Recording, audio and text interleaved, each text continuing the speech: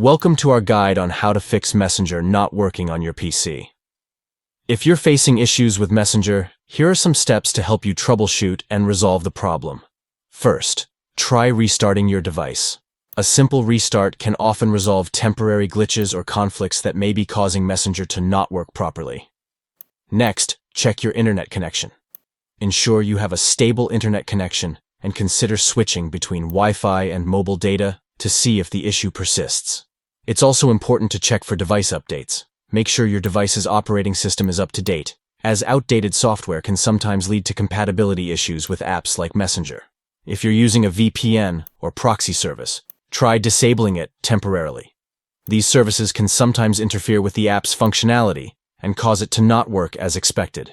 If none of these solutions work, don't hesitate to contact Messenger support. Reach out to their official support channels for further assistance tailored to your specific issue.